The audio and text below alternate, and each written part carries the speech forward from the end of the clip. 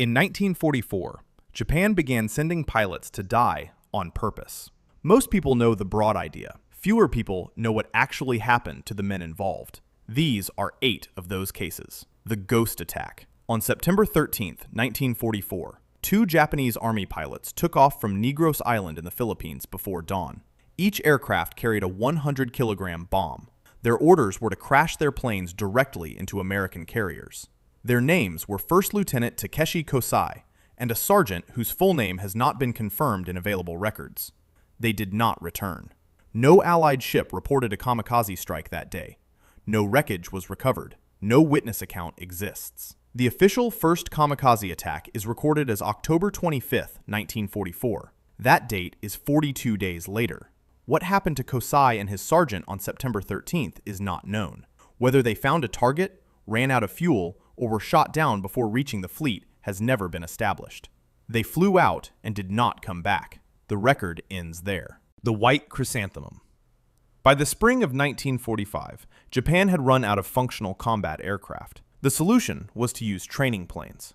The Kyushu K-11W Shiragiku, translated as White Chrysanthemum, was a fabric-covered, wood-framed monoplane designed to teach student pilots how to fly. It had no meaningful combat capability. In May 1945, pilots were assigned to fly these aircraft into American warships.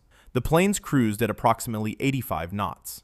A Japanese officer who reviewed the deployment described their combat capabilities as, in his words, practically nil. American destroyers reported being pursued by aircraft moving so slowly that automated targeting systems had difficulty calibrating a response. The report was treated as an anomaly. Most Shiragiku pilots were shot down by anti-aircraft fire before they reached any ship. On July 28, 1945, 18 days before the surrender, a fabric-covered biplane struck and sank USS Callahan.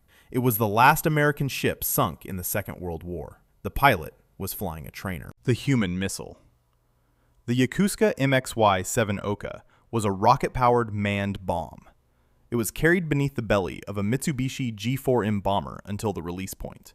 Once the pilot climbed inside, the hatch was secured from the outside. He could not open it himself. The Oka had an operational range of 23 miles. On March 21, 1945, 16 Betty bombers, each carrying 1 Oka pilot, flew toward the American fleet off Okinawa. American F-6F Hellcats intercepted the formation before a single Oka was released. All 16 bombers were shot down. The Oka pilots died inside the bomb bays. None of them flew their aircraft. None of them reached a target. In that single intercept, 137 bomber crew members and all 16 Oka pilots were killed. Over the course of the war, 74 Oka were deployed in actual attack runs. 1 American ship was sunk. That ship was USS Mannert L. Abel on April 12, 1945. 852 Oka were manufactured in total. American sailors, upon recovering documentation of the weapon, assigned it an unofficial name. They called it Baka. In Japanese, the word means fool. The submarine. On March 20th, 1945, USS Devilfish was traveling on the surface west of Iwo Jima. The submarine was assigned to lifeguard duty, not combat operations. At 4:45 in the afternoon, the crew spotted a Japanese aircraft approximately 5 miles behind them. The order was given to crash dive. At 50 feet below the surface, an explosion struck the hull near the SJ radar mast. Water entered the conning tower. The submarine leveled off at 80 feet and survived. The aircraft had struck the mast during the dive.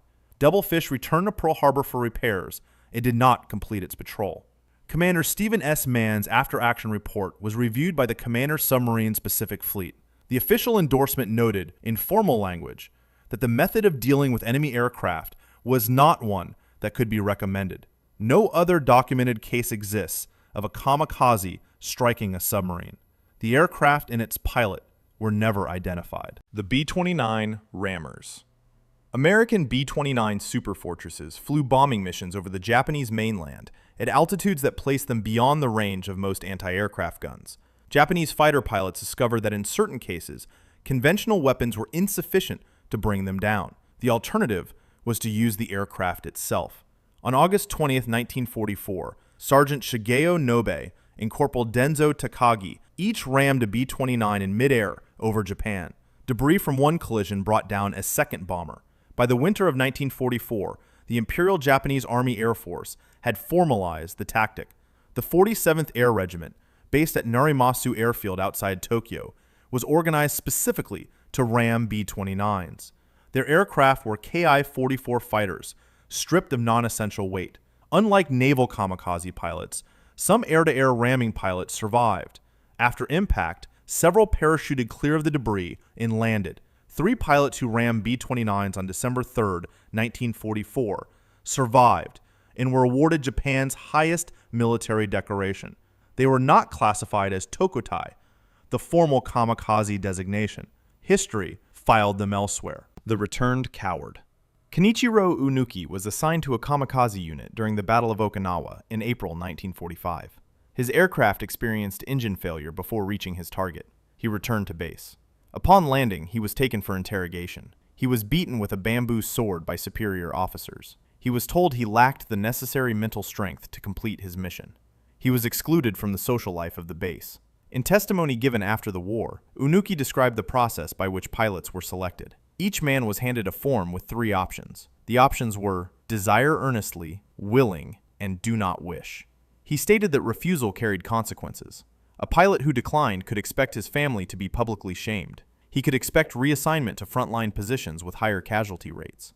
Unuki estimated that approximately 10% of pilots were genuine volunteers. He survived the war. He did not speak publicly about his experience for decades. When asked in later interviews how survival had felt, he described it as a burden. He was not executed. He lived. And he said that, in certain ways, that was its own kind of sentence. The unwanted funeral. Ensign Kiyoshi Ogawa was born on October 23, 1922. He attended Waseda University and was drafted into military service as a student soldier. On May 11, 1945, he was assigned to Operation Kakusui No. 6. At 10:05 in the morning, he crashed his Zero fighter into the flight deck of USS Bunker Hill, near the bridge. 30 seconds earlier, his flight leader had struck the same ship. Ogawa had released a 250-kilogram bomb before impact. 352 American sailors were killed. 264 were wounded. Vice Admiral Mark Mitcher, commander of Task Force 58, escaped with his staff. It was the most destructive single kamikaze strike of the war. Bunker Hill did not return to active service. Ogawa's body remained in the wreckage. Years after the war, an American diver named Robert Schock recovered Ogawa's remains and personal effects from inside the ship. Among the recovered items were letters and a photograph. Schock kept them. He held them for 56 years. In 2001, he located Ogawa's family in Japan and returned everything. A letter found on Ogawa's body at the time of recovery had been written before the mission. It read, in part, "I will go to the front smiling. I can think of neither life nor death." He had fewer than 150 total flight hours. He was 22 years old. The Post-Surrender Rebellion. At noon on August 15, 1945, Emperor Hirohito's recorded announcement of Japan's surrender was broadcast across the country. Vice Admiral Matome Ugaki listened to the broadcast. Ugaki had commanded Japan's 5th Air Fleet throughout the Battle of Okinawa. He had authorized every Kikusui kamikaze operation. He had survived the 1943 ambush in which Admiral Yamamoto was killed. He had survived the Battle of Leyte Gulf. After the broadcast ended, he removed his rank insignia. He took a ceremonial sword that had belonged to Yamamoto. He went to Oita Airfield. He boarded a Yokosuka D4Y4 dive bomber. Warrant Officer Akiyoshi Endo, whose assigned seat Ugaki had taken, climbed in beside him without orders.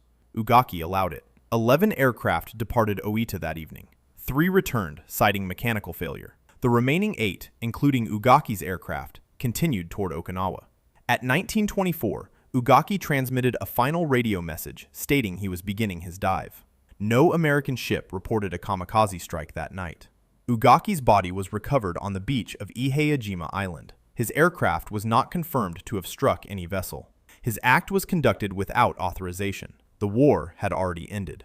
The emperor, whose orders he had followed for 3 years, had given a final order. Ugaki did not follow it.